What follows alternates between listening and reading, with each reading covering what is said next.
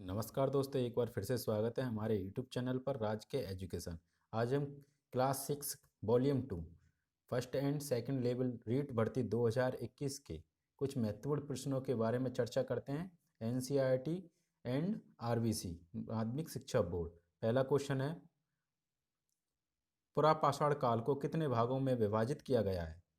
Number 1 2 भागों में, number 2 3 भागों में, नंबर 3 1 भागों में, नंबर 4 4 भागों में। प्यारे दोस्तों, क्वेश्चन नंबर पहले का आंसर बताइए। पुरापाषाण काल को कितने भागों में विभाजित किया गया है?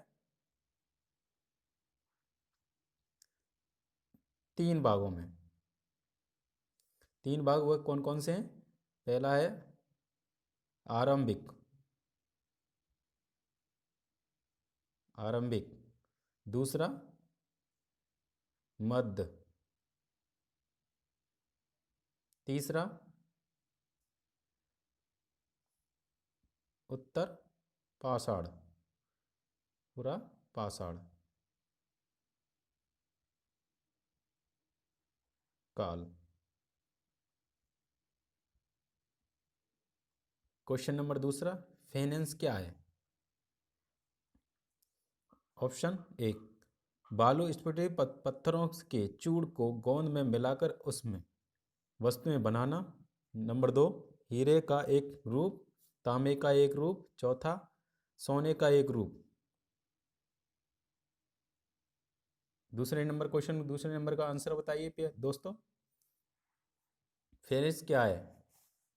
इसका आंसर होगा नंबर 1 बालू स्फटिक पत्थरों से के चूड़ को गोंद में मिलाकर उनमें वस्तुएं बनाना। इसको थोड़ा बहुत समझ लेते हैं।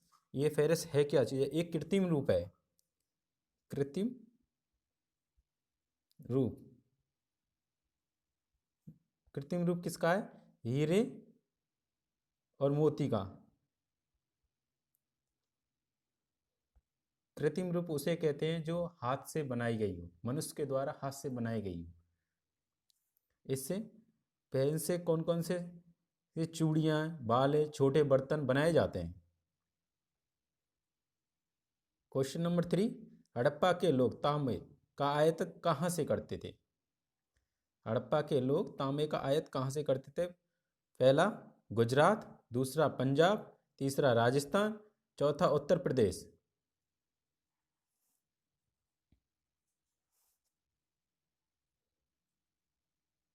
तीसरा राजस्थान। प्यारे दोस्तों, रीट की दृष्टि से महत्वपूर्ण क्वेश्चन बनाए गए हैं जो अपने खुद के नोट्स के साथ में पढ़ाया जा रहा है।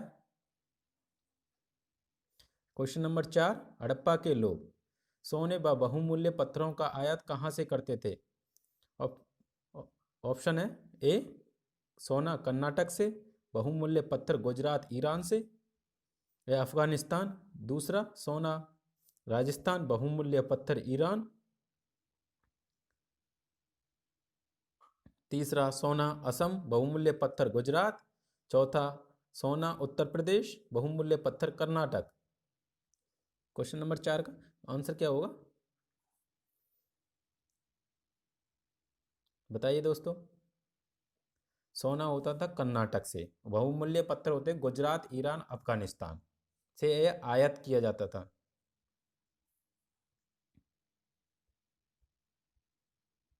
क्वेश्चन नंबर 5 गुजरात की खंबात की खाड़ी में मिलने वाली साबरमती की एक उपनदी के किनारे हड़प्पा कालीन का कौन सा नगर बसा है? पहला धौलावीरा, दूसरा लोथल, तीसरा मोहनजोदड़ो, चौथा कालीबंगा। बताइए इसका दोस्तों आंसर क्या होगा?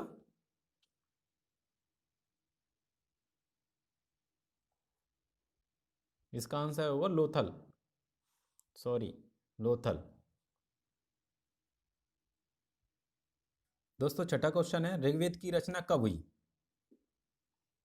बताइए इसका आंसर क्या होगा? ऋग्वेद की रचना कब हुई? 3500 साल पहले, 2800 साल पहले, तीसरा 2000 साल पहले, तीसरा चौथा है 3000 साल पहले। ऋग्वेद की रचना हुई थी 3500 साल पहले। ऋग्वेद के बारे में थोड़ी सी जानकारी और प्राप्त कर लेते हैं। यह सबसे पुराना वेद है। वेद 4 प्रकार के होते हैं। पहला वेद है ऋग्वेद, इसमें ऋग्वेद पहला। दूसरा सामवेद। तीसरा यजुर्वेद दोस्तों। चौथा है अथर्ववेद।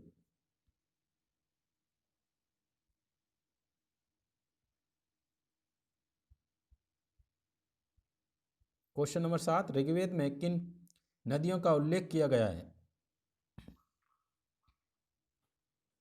पहला ब्यास सतलज, दूसरा माही चंबल, तीसरा लूणी बनास, चौथा ब्यास माही।